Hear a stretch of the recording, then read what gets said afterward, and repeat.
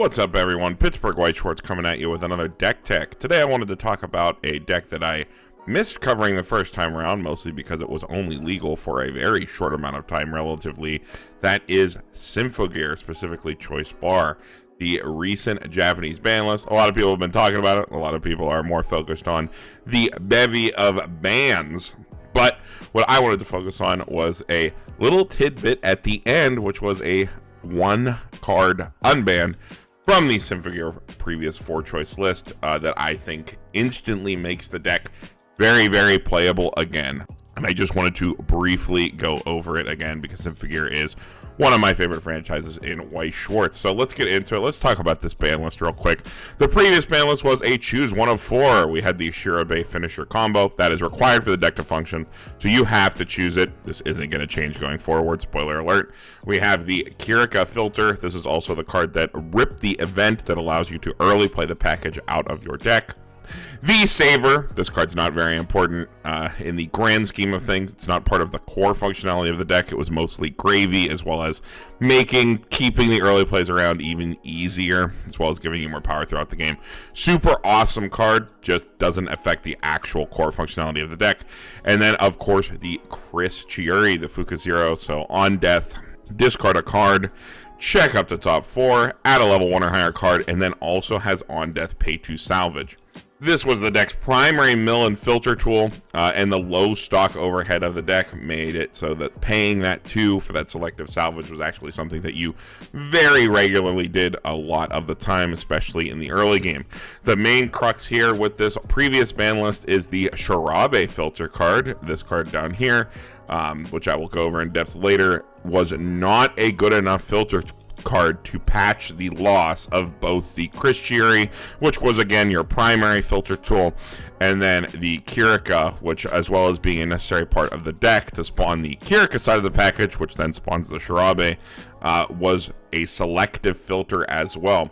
Losing both of these cards at the same time basically took the deck from being a totally normal 1k1 deck in the early game that could recover from poor opens to a completely miserable experience to pilot. Losing both of these at the same time and having to play this much worse filter card at high counts made it so that the deck was absolutely miserable to play if you opened poorly. So moving into what the new ban list did, all the ban list did was unrestrict the Chris Chiuri. This is extremely important for the deck because, again, primary filter tool and mill and selective salvage, that is strong enough to mitigate the poor quality of that Shirobe filter just in itself, just with one card. Losing the Saver, again, doesn't impact the core functionality of the deck. We just play the Shirobe version instead of the Kirika, and then again, we still have to choose the Shirobe so we can still play our early play package. So moving into the deck list proper, here it is all laid out. Very directed. If you're familiar with Symphogear in the past, you are trying to do one thing and one thing only. You're trying to go fast and then put out this Shirobe Kirika package every single game on your first level 2 turn. If you don't do that, your deck's not doing much. So the entire deck is built in service of getting that off every single game. Getting into that, let's start off with the clean cut. So this is a 3k on turn clean cut, pretty standard. Our targets for this clean cut are going to be our Brainstorm, as well as in the early game you can clean cut the Shirobe filter. Both are very good targets, giving us 6 targets, allowing us to tri-field very easily on our first turn, going second. Also in service of tri-fielding early is this Miku Riki. When this card attacks, choose one of your characters, give it 500 power, and then when this becomes reversed, you pay 1, you clock yourself from top. Search your deck for a music character. Note, it does not have to be level 1 or lower. Show it to your opponent, add it to hand shuffle your deck. If you have everything else, you can rip your early play combo pieces out of deck if needed with this, even in the early game. Or if you have to play these at level 1, you're getting level locked, and you just want to punch yourself going into level 2 on the reverse, give yourself that little bit of insurance to get yourself to level 2 and get your combo off. You can play it there too and make sure you can get any other card. But really good at helping us tri-field alongside the clean cut. Then, of course, the Chris Fuka Zero herself. I already talked about this card. On death, discard a card. Check top 4 for a level 1 or higher. and then also on death pay 2 salvage. Notably, in the early game, if you don't hit anything and you just have to mill more cards and you're stuck at level 0 and you try fielded on your previous turn, you can easily pay 2 and pick this card back up. Again, stock overhead of this deck is very low, so don't feel bad about resolving this pay 2 salvage effect in the early game. It is a main reason why this card is so powerful and why we're playing 3 as opposed to playing 2 like we normally do with card profiles like this. This is the Shirabe filter. We have to play it for the deck to work. It is a much worse card than the Kirika. It has that first effect where you discard a music character to rip the 2/1 event that allows you to early play the package out of your deck, and then has a much worse filter effect than the Kirika version. The Kirika was an on-play, discard a climax salvage. This is an on-attack console, reveal the top card of your deck. If it's a music character, add it to hand, discard a card. It is a filter, does work kind of well with the clean cut. You can get multiple turns of it if you have to throw it down early. Again, we do need to have this card on the field at level 2 and have the event in hand. So we really want to hold this in hand and then play it at level 2 so that we can rip the event out of our deck so that we don't have to sculpt it and then do the whole early play thing. But if we do play this in the early game, it at least gets us some amount of hand filter and is a decent enough target for clean cut so that we can at least use that on attack console for multiple turns. If we got this card to the back row, then promote it up the next turn, do it again. Getting in the end here, we are still playing the Miku Brainstorm. Very funny that this card is still relevant so many years later. After so many Symphogear sets, we still play the Miku Brainstorm. This is just a self-tap salvage Brainstorm. No other effect. Grabs any trait. That's relevant in some Symphogear decks, not relevant in this one. But she is just a music-traded red Brainstorm. That is pretty much all we're looking for. We need red fix for our some very, very small splash of a single level 3 red card that we would like to play, as well as our event at level 2. That event is very important. But it just comes down to her color, her trait, and the fact that she can grab anything and is a salvage Brainstorm. We are a recurrence deck, so salvage is at a premium. And lastly, in the level 0 lineup, this card is actually super cracked. Despite all of Symphogear's sets, and a lot of people complaining that Symphogear isn't up to snuff, even despite all of its sets, except for this one deck, this individual card and a couple individual cards are absolutely insane. This is an on-play double drop search. So pay 1, ditch 2, search your deck for one character with Hibiki in name, one character with Miku in name. So there's a lot of cards that this will hit on. Won't have trouble getting 2 good cards meeting those name conditions. And then shuffle your deck. So just an on-play double drop search, as well as an on-death climax swap.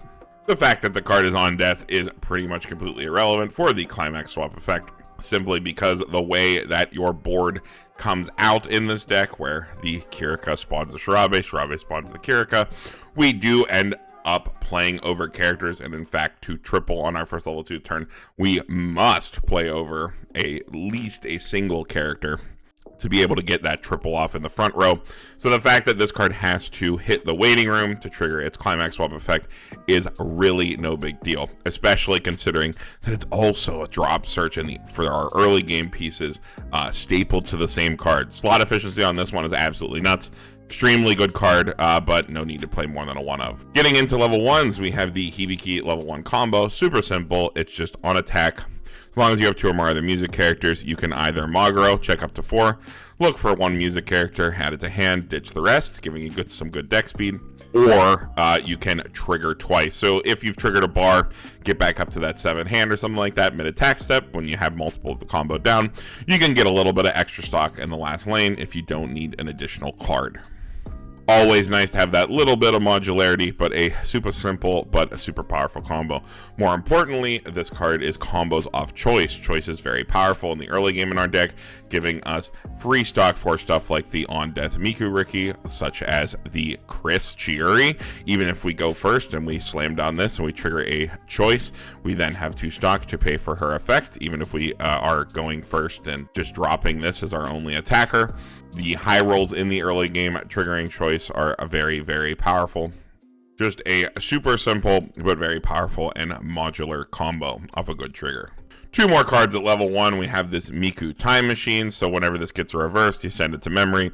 And then at the beginning of your next turn, you pop this back out onto the field. We need to meet a 4 or more cards on field field condition for our early play package to go off, to the fact that this just gives us another card on the field to lessen the impact on our hand for the combo. As one part of the combo, notably the Shirabe, can tax our hand, means that this is pretty much just as good as resolving another copy of the level 1 combo in terms of getting our combo off on the following turn, provided we have the couple cards we need to go off with the combo. Selection requirements aren't too great, so the fact that this is just a raw plus to the board to facilitate our next turn is very, very good.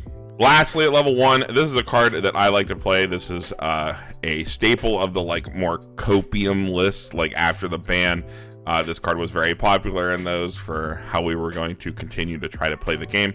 But I think it still deserves a slot, even when we get that Chris Sherry back, because it is a global 5, and then on play, you can look up to 2, choose a card from among them, add it to hand, ditch the rest, and then choose a card in your hand and ditch it. So you just digging up into your top 2 for a card, and then filter a card out of your hand. Very powerful in a deck like this, where we really want to resolve our level 1 combo, and then we really need to just slam a bar every single turn after that, as well as just being an additional form of hand filter.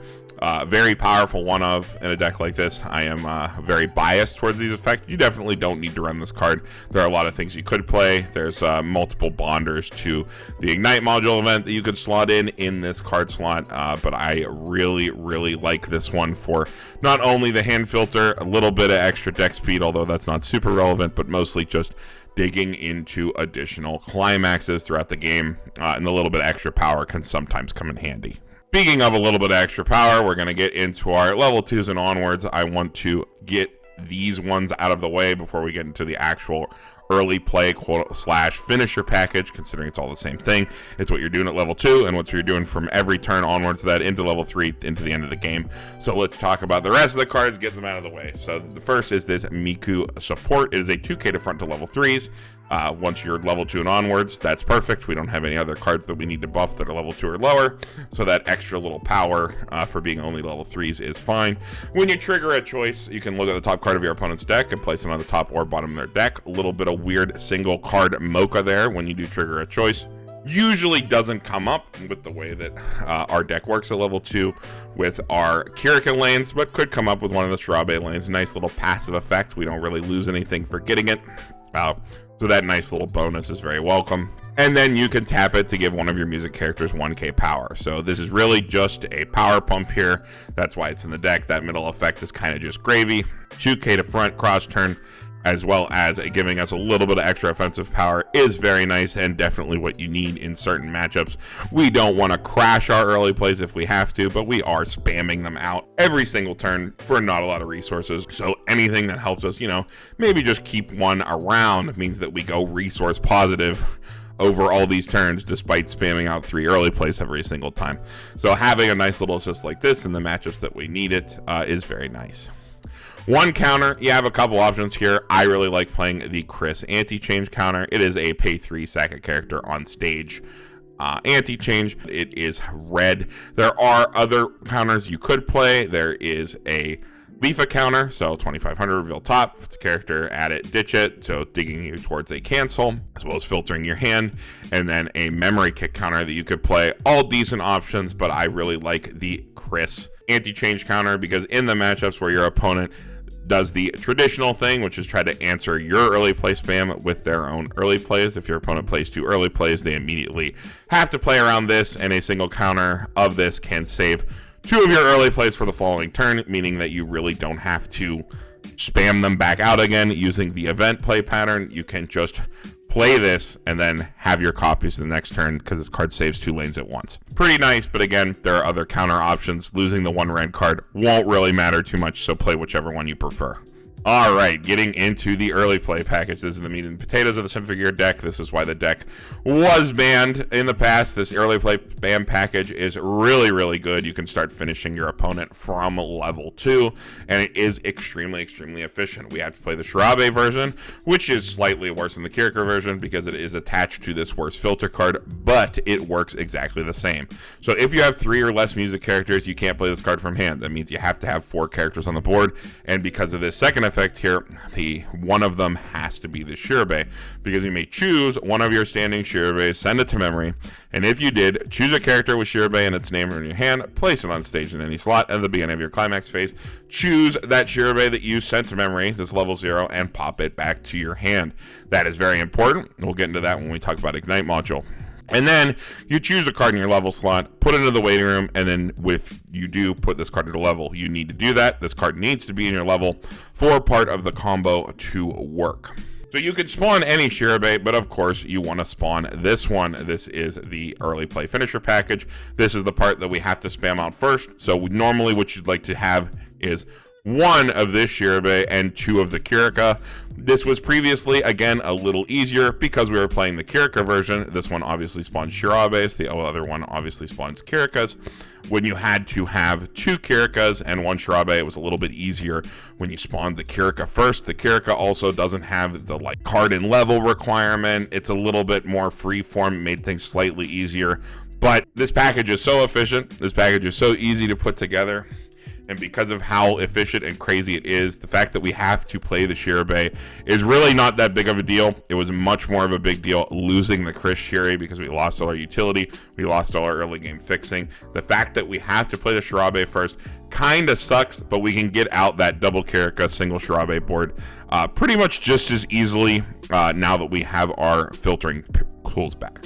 So the card itself is when this card is played on stage from your hand. Notably, remember, the event plays this card from our hand. If you have another character, choose one of the following 2 effects. So the first effect is that you may heal, or you can pay 1 stock if you did draw a card and then choose a Kirika or Shirabe in your hand, put it in any slot on the stage. That means these cards chain. So the first one comes out of your hand to the field for 1 stock. You pay an additional stock, play another copy, draw a card, do the same thing for the last one, and then on the last one, heal. So for 3 stock, you get 3 early play bodies and a singular heal, and then 2 of them cantrip. The first one isn't a true cantrip. You got to play the event to get it on the board, but that is still a very cheap rate for 3 level 3 finishing cards, all that have on play effects. And then the climax combo effect itself for the Shirabe is on attack. If you have the gold bar and you have the Kirika or Shirabe event in your level slot, you can discard a character, and if you did, burn 2. So a very cheap burn effect. Again, we are starting to do this at level 2. So the fact that these are kind of muted finishers, kind of efficient, but like non-high impact finishers, you got to remember we're doing this every single turn starting from level 2. So we're really just sort of burning our opponent down as quickly as we can over and over and over again, because these things are so cheap to spam out. The Kirika side of the combo has that exact same entry effect, so that no matter which one you slam down, so say you're at level 3 and you play the Kirika first, you can then chain out a Shirabe or chain out additional Kirikas, or the other way around, however you'd like to do it. But if you're going to play it off the event, again, you need to have the Kirika or the Shirabe first, and then the Shirabe can spam out the Kirikas. But the Kirika's combo effect is on attack. So long as you have the gold bar and climax slot, you can Mocha your opponent, which is look at up to the top 2 cards of your opponent's deck, choose up to 2 of those cards, put them back or ditch them. So basically, look at your opponent's top 2. If you see any climaxes there, get rid of them, put them in your opponent's waiting room, and then this card gets an extra 1,000 power. Mocha normally isn't that great as a primary finishing ability anymore. It's still pretty decent, but the fact that you look at 2, the meme is your opponent always cancels on 3. That matters a lot less when you start doing to your opponent on your first level 2 turn, and then do it to them every single turn after that for the rest of the game. The fact that the Kirika is the free part of the combo, you don't have to discard an additional card. The combo is very, very efficient to do turn after turn, but we don't want to bleed cards over turn if we don't have to. So the ideal board that you'd like to get every single turn is usually 2 Kirikas, 2 of this one, and then 1 Shirabe. So you have that 1 in your hand that comes out after the event, and then that Shirabe shits out 2 more Kirikas. They have 2 cantrips, 2 more draws, and then 1 heal. And then you Mocha your opponent twice and burn your opponent for 2 and attack 3 times. So you get 4 instances of damage per turn, 2 mochas. That's the usual case. And then going into the finisher turns or subsequent turns, you kind of just cobble together whichever ones you have. That is generally what you're going for, that 1 Shirabe, 2 Kirika on your first level 2 turn board, and it is very easy to get off. Even though we have a lot of filtering tools to get us there that we've looked at so far, and you got a lot of time, all 0 into level 2 to get all that together. But even after all that and all that time to get these cards together, you have Ignite Module. Ignite Module is the card on top of it that really puts this over the edge. And I'm going to get into that play pattern in a second here, but the card itself is on play of this event. Choose up to 2 music characters from your waiting room, return them to your hand, choose a card in your hand, put it in the waiting room, send this card to memory. So it is a magical girl appears from waiting room. It is just a selective salvage 2 on play, and then filters your hand out 1. Notably, let's talk about how this play pattern will go down. So your first level 2 turn, you do that whole early play spam out package. You play the event, you pop this Kirika or the Shirabe to memory, then she'll come back to hand at your climax phase. You drew 2 cards, you healed once off playing your 3 lanes of finisher. And then, you know, your opponent probably clears 2 lanes, at least. You're spamming out 3 early plays at level 2.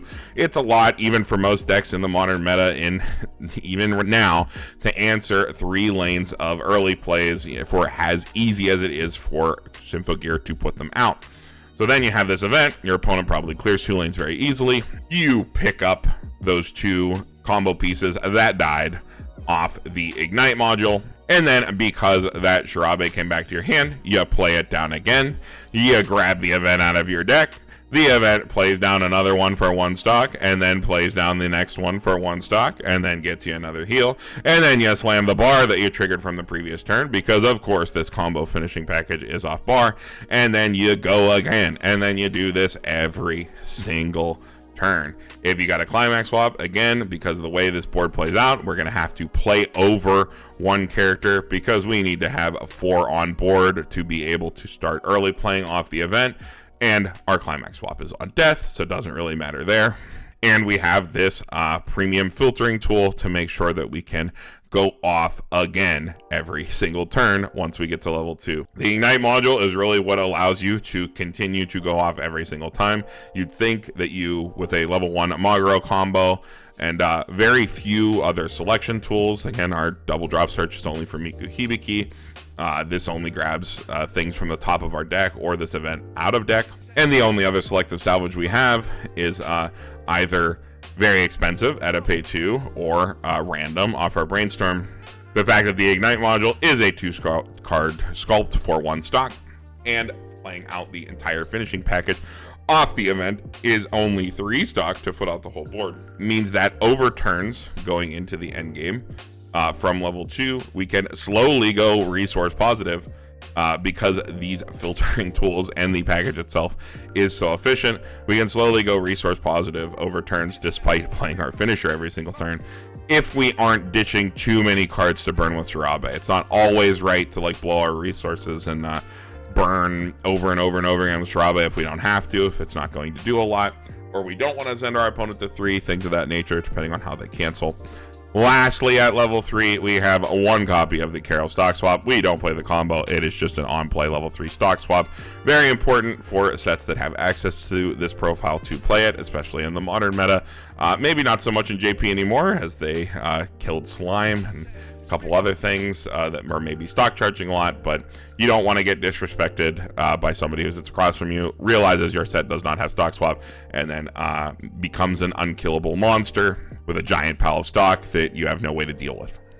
So we dedicate that 1 slot. Playing red is easy. We're already playing red for Ignite module, so it's no big deal. Here is the list all laid out again. It is definitely not the super crazy, super high power, ultra consistent version of the deck that it was when we had the Saver, when we had the Kirika CX salvage version that could spam out the Kirika first.